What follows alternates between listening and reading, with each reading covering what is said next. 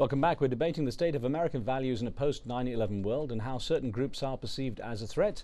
With me discussing this topic are well-known conservative commentator David Horowitz, who's actively campaigning for awareness against what he has labelled Islamo-fascists, and we also have Arab-American activist Dr. Hussein Ibish. Dr. Ibish regularly tackles the issue of negative stereotyping of ethnic groups in America. Let's get back to our debate with a call from Chicago. Khalid is on the line. Khalid, what would you like to ask? Well, I got a couple of questions. Okay. First, the question the question is just that I want to say to Mr. Horowitz that he's mistaken. The Muslim Brotherhood never created Hezbollah. That's a very Hamas. Bad mistake. Hamas. Yes, but he did say Hezbollah also. And the other thing is the point about what is his definition of what is a moderate Muslim. That's one question. The second question is this: is that why does he have want these people to make these condemnations over and over and over again? What exactly will that do? I mean, who are these people? Students. Okay. And they're not, I want them. I want them people in power. Okay, Khalid, let's let Mr. Horowitz answer that. I want them. Yeah, I want them. First of all, I only said Hamas was created by the Muslim Brotherhood. I want them to make the statement once. They have refused continually over the course of a year, when confronted many times, to just simply say, I condemn Hamas as a genocidal terrorist organization, or they could even just say a terrorist organization.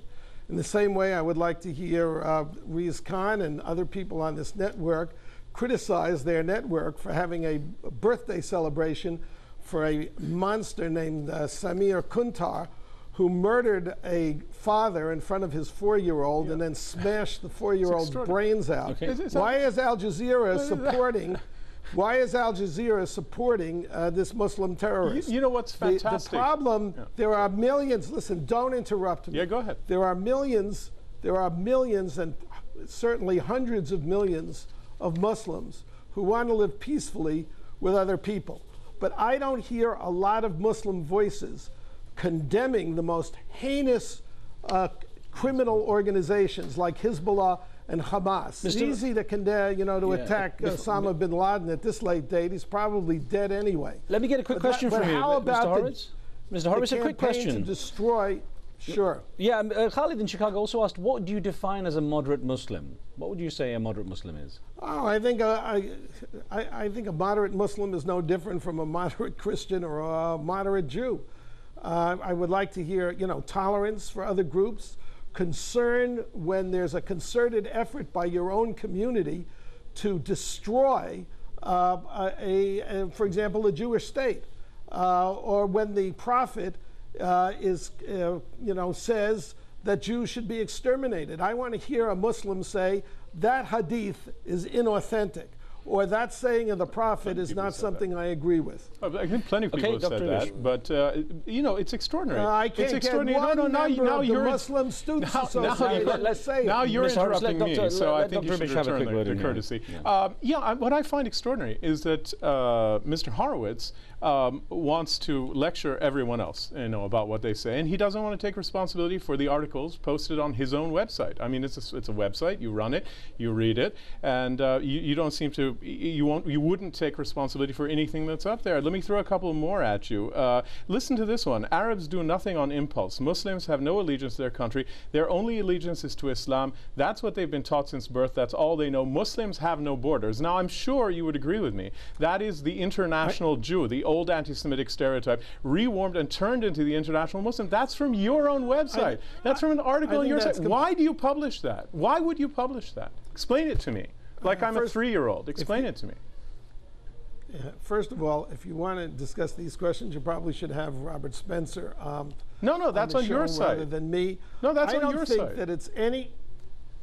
I don't think that it's any more horrific to say for someone to describe Osama bin Laden as a moderate Muslim or an extremist Muslim, or David Horowitz as an extremist or a moderate.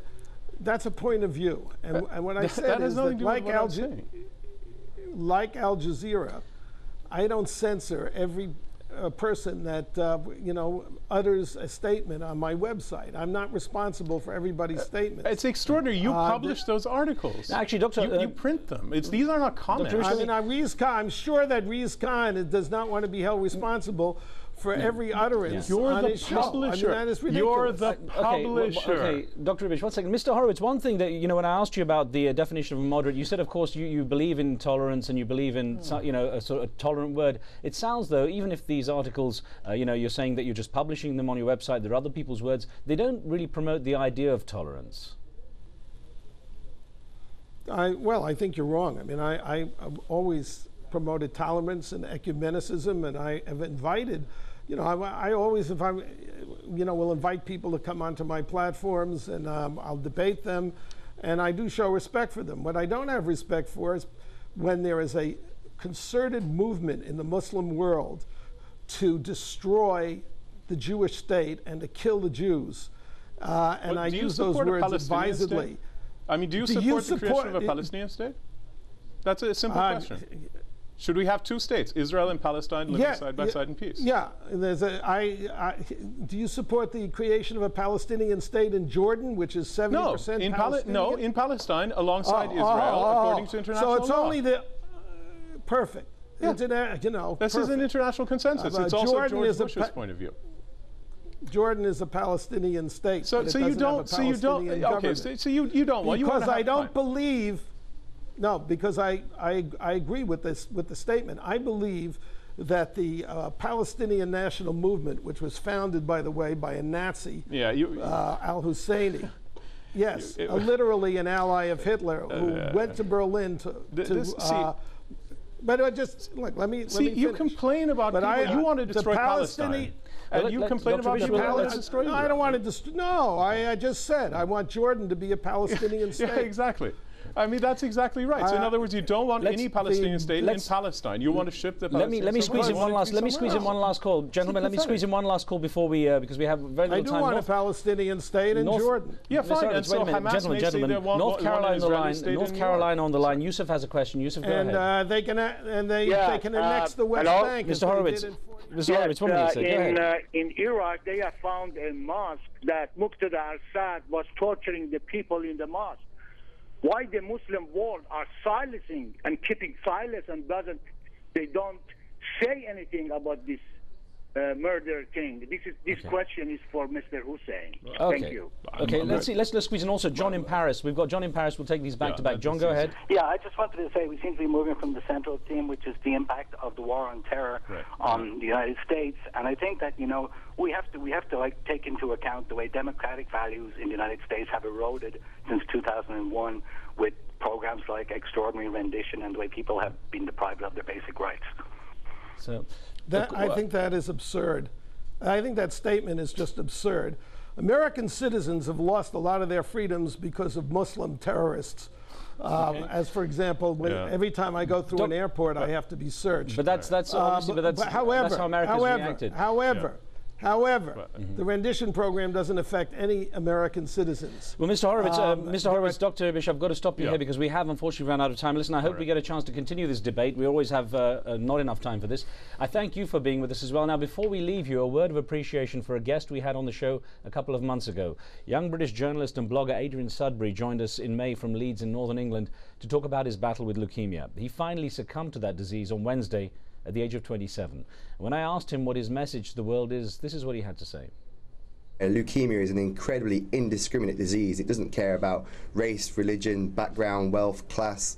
It can affect anybody at any age. And the fact that there's this huge misconception surrounding the bone marrow donation procedure, I think, is stopping many thousands of people around the world from potentially getting better and being saved. And what I'd like to say to people, of course, through this sort of show is that it really is an incredible international effort. These registers around the world do all link up, and if anyone is thinking of becoming a donor, and please do think hard about it, you could be potentially saving somebody else's life anywhere else on the planet. Well, Sudbury was described as a true hero by British Prime Minister Gordon Brown for his campaign to raise awareness about bone marrow donation. His memory lives on. God bless him. A programming note for you. For the next 2 weeks, we'll be taking the show with to the Democratic and Republican National Conventions in Denver, Colorado, and Minneapolis, St. Paul in Minnesota. We'll be taking a closer look at the issues in the upcoming American elections and how they will impact the rest of the world. The show will come to you live at a new time during those 2 weeks, so do tune in at 00:30 hours GMT to take part. And we look forward to that. From me and the team, we'll see you next time.